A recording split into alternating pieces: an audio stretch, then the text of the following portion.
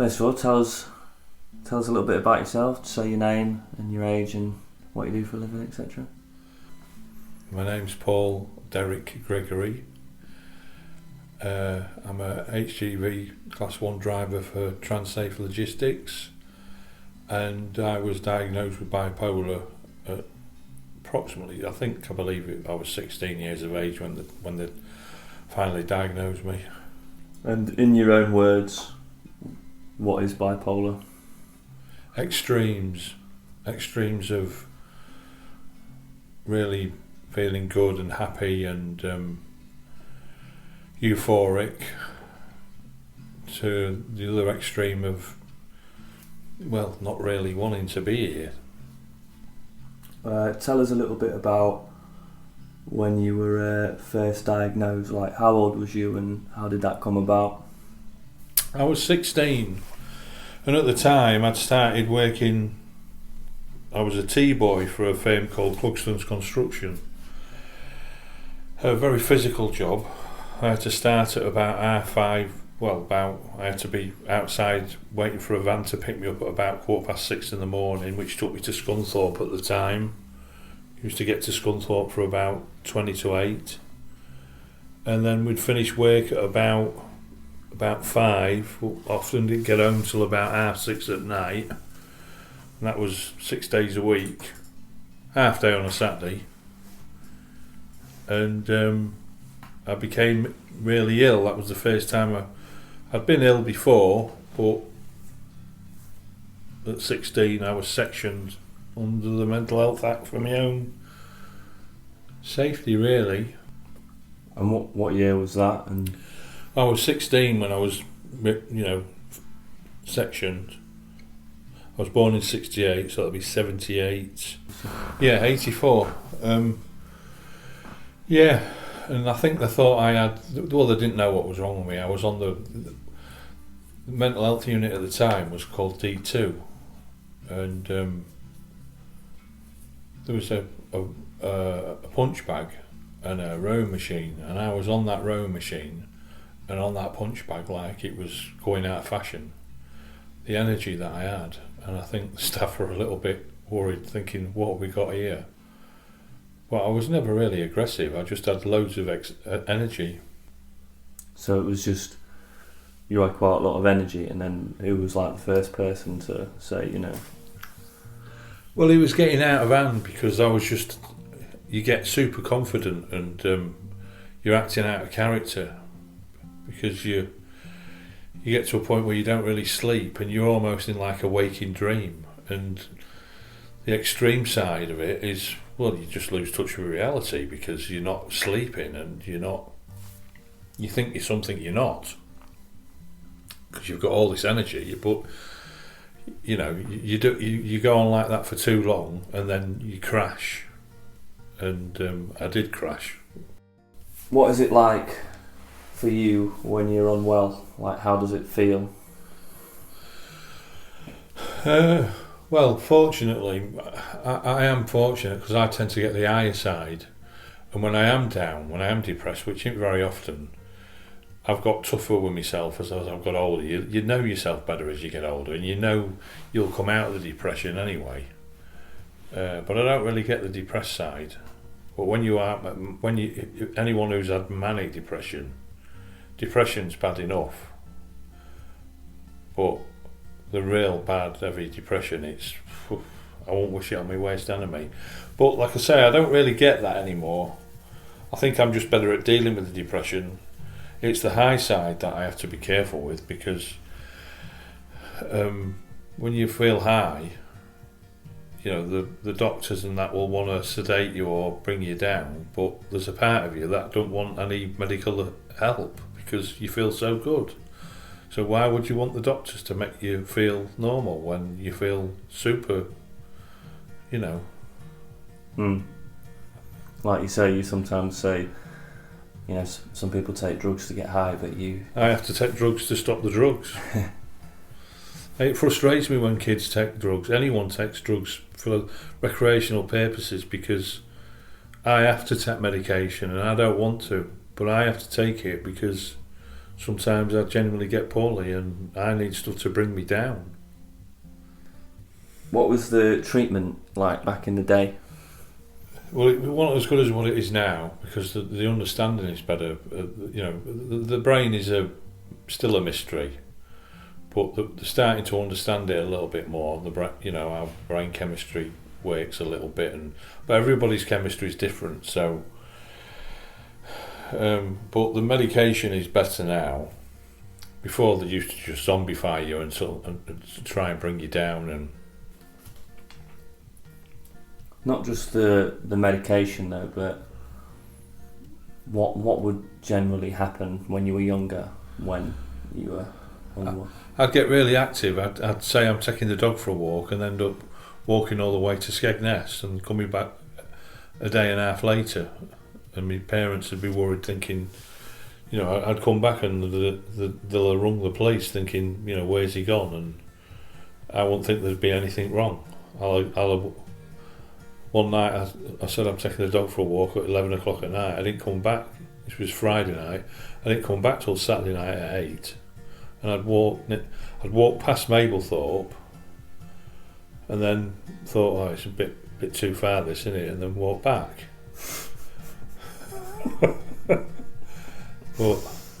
And I didn't think there was anything wrong with that.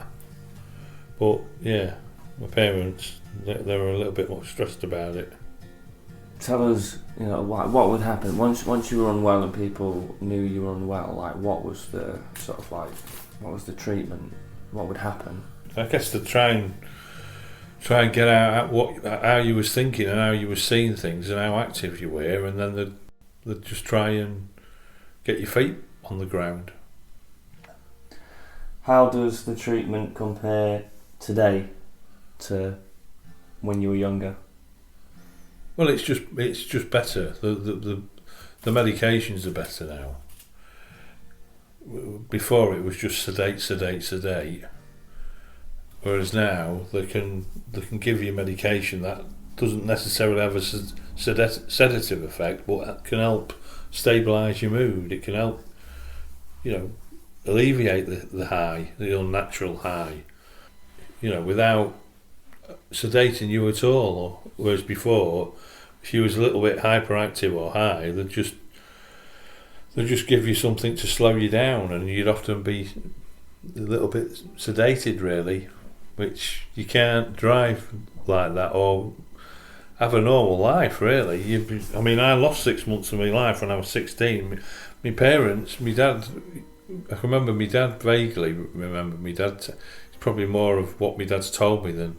But I lost 6 months of my life because I went from about 11 stone to about 17.5 stone in 6 months. So I went from being extremely active to a zombie. That was sleeping 20 hours a day and, licking windows basically. And my dad thought they'd done something to me, which they had. Because I was so hyped up, they had to bring me down, I guess, but that's when the medications weren't very good. What services are available to you? If you're in the loop, which I wasn't in the loop for a while, when I say the loop, I mean if you're in the system where the mental health side of people know you, if you're in there, you can access it reasonably well. But getting help sometimes for people who, especially when they're fair still, can be difficult. But I ring a team called the Crisis Team. I believe it was helped to be set up by a guy called Steve Lamb and Mike Reeves. I think Mike Reeves had I think they helped set it up. I think. Is it like an NHS thing, or is it a private sort of like self? Well, I think it's an NHS thing, but it's a team. I think they recognise that there's people out there that may ring and really be in crisis, really be at the end of the tether sort of thing, and it's like you ring this crisis line, and obviously if they think that you're really bad enough, they will. I mean, the services are stretched, and I think the majority of the people in the mental health, who are treating people, do try the best, but they're so understaffed and overworked that sadly, not everybody is getting the care that they should get, and that's not the nurses and the doctors' fault, because there's so many people who need help, and there's not enough people to give it. How do these services help? When they realise that you really do, that this guy needs help, or this woman needs help, or they do try.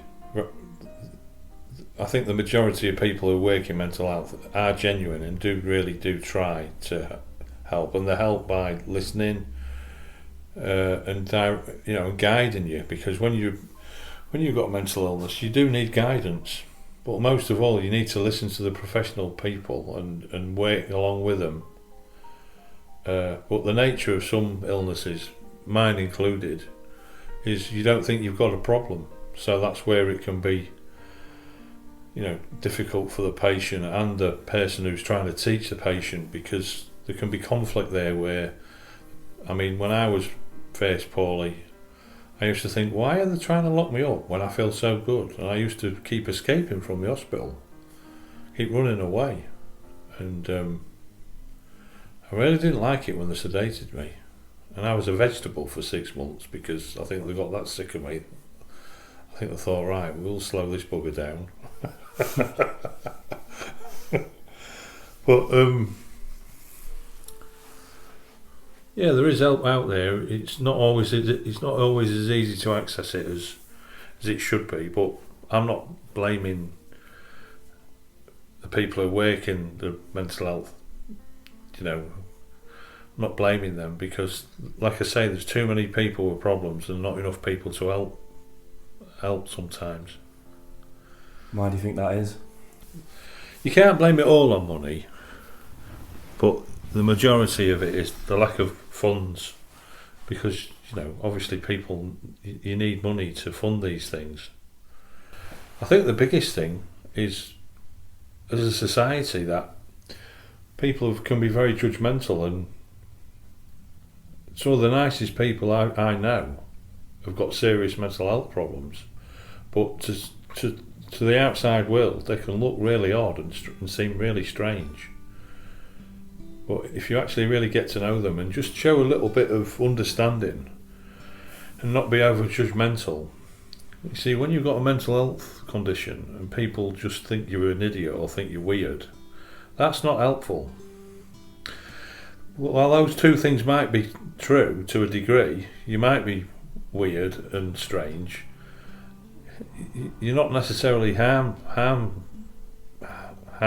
You're just a little bit off kilter, and a little bit of understanding and a little bit of tolerance, and certainly not being judgmental to people with problems like that can be very helpful, because some people with mental health problems can feel very isolated, because they feel as though a lot of people in general society just think they're odd, and you can make those people with illnesses feel very lonely. I remember you telling me one time about how when you was a kid there was like 10 people on the crisis team, and now there's only quite a diminished number compared. I don't know the real figures, but I know there was more. Years ago they had more people doing the same sort of work, whereas now there's not as many. And I don't know what the actual figure is, but I did hear that there's not as many people doing the similar jobs.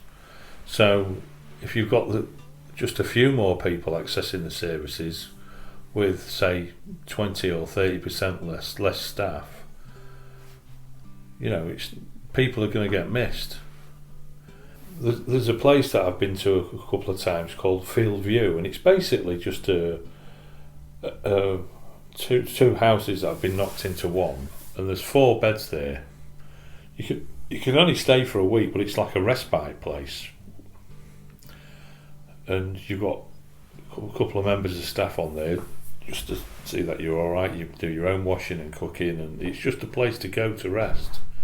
That's quiet.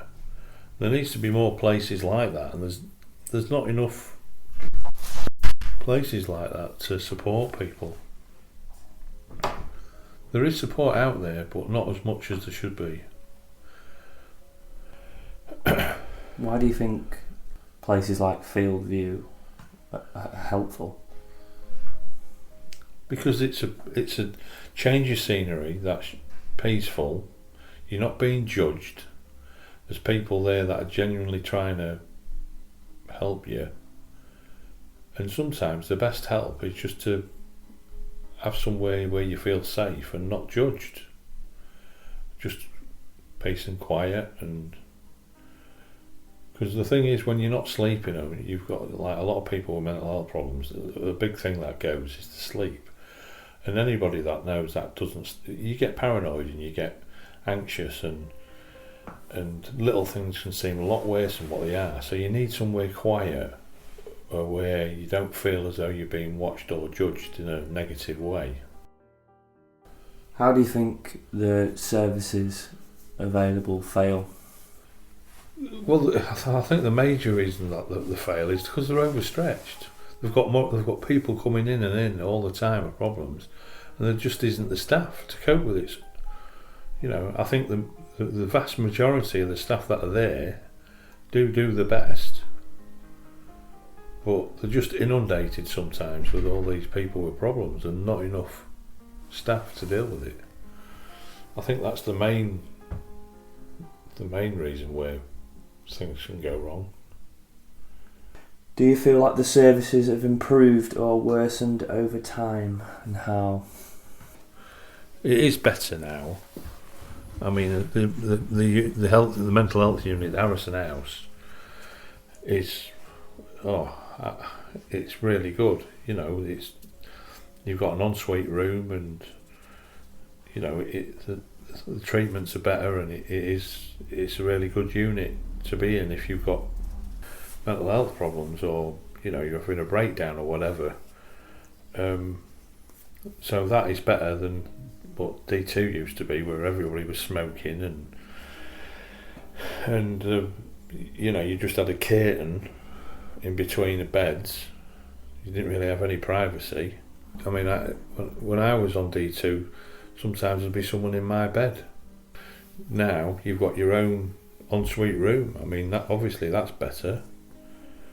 Yeah, so yeah, it is better, but there's not enough units like that. How does having bipolar affect your life? Now it doesn't affect my life too much because I've learnt to live with it. People that are close to me and my family and my friends really, really worry about me. I'm lucky because I've got some really good friends and I've got some really good members of the family. I think the most important thing is I've learnt to live with it and learnt to manage it better. There was a time when I was I'm 53 now, but when I was about 30 and I was on a ward, and there was about 6 or 7 people just for me. And the psychiatrist said, "Oh, so what are you here for, Paul?" And I said, "Well, there's nothing wrong with me." And he said, "Paul, you're on a mental health unit, you're 30 years of age, and you're telling me there's nothing wrong when you've got 8 people in this room that are dedicated to you. You've got to start learning to manage your illness and not suffering from it. And that's what you've got to try and learn to do. Manage whatever mental health problems you've got." And everybody has mental health problems. Most people, fortunately, they're not severe. And mine aren't that severe. I know people who with far worse illnesses than me. But you've got to learn to manage it, live with it, and not suffer from it. What advice would you give to younger people who are just being diagnosed with mental health conditions? It's not the end of the world. You'll learn to deal with it better as you get older. Listen to the professional people. Listen to the people that deep down have your best interests at heart. That might be your parents or close friends. and follow the advice of the professionals. If they're saying to you don't drink, or drink a lot less, or if they're saying to you don't take drugs, listen to them. Because if you've got a chemical imbalance in your brain, which is usually the reason why you've got some kind of mental health problem, you've got to manage it. You can't be flippant about it. You can't think, oh, I'll be all right. I don't really need to listen. No, if you've got some form of problem and the professional people are advising you to be a certain way, listen to them. Listen to them and try and learn everything about the diagnosis you've been given, and you can lead a great life. Sometimes I think my illness is a blessing, but most of the time it's a curse. But sometimes it's a blessing because it's made me appreciate, that you can overcome things that you think are really, really difficult. And when you learn to manage your illness, it can make you feel quite good about yourself, because you get a light bulb moment that says to you, well, things aren't really that bad. I can deal with this. I can do this, and you can, and anybody can with any illness, with any. It's managing it and learning to live with it and listen to the professional people. How could the world be better for people with mental illnesses? I think people in general just show a bit of compassion and try and be a bit understanding. Yeah, I think that's if everybody had a bit more compassion, a little bit more empathy. I don't mean, there, and be all mushy and gushy. Just if people in general just had a little bit more patience, compassion and empathy, the world would be a lot better place, wouldn't it? But